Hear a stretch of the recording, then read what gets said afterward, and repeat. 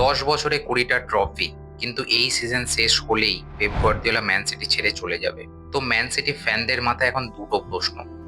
এক হলো, কে হবে এর পরবর্তী ম্যানেজার? এর পরেও কি একইভাবে বজায় থাকবে ম্যান সিটির লেগেসি? পেপ গার্দিওলার হাতে এখনো 1 বছরের কন্ট্রাক্ট বাকি আছে।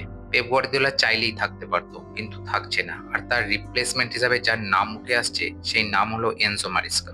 এনজো মারিস্কা একসময় পেপ গার্দিওলার অ্যাসিস্ট্যান্ট ছিল। কিছুদিন আগে পর্যন্ত চেলসির কোচ ছিল এনজো মারিস্কা, কিন্তু চেলসি তাকে স্যাক করে। সেই এনজো মারিস্কাকে এখন ম্যান সিটি হাল ধরতে দেওয়া হচ্ছে। পেপ গার্দিওলা ম্যান সিটিতে এসেছিল 2016 সালে। তার আগে কেউ ভাবতে পারেনি যে এই টিম কখনো চ্যাম্পিয়ন্স লিগ জিততে পারবে। 6টা প্রিমিয়ার লিগ, 4টে এফএ কাপ, 3টে লিগ কাপ, আর 2023 সালে সেই ট্রেবল উইনিং ইয়ার। এই 10 বছরে পেপ গার্দিওলা ম্যান সিটিকে ইংল্যান্ডের সব থেকে ডমিনেটিং ফোর্স তৈরি করে দিয়েছে। 20টা মেজর ট্রফি, যা এর আগে কোনো ম্যানেজার এই ক্লাবের হয়ে জিততে পারেন।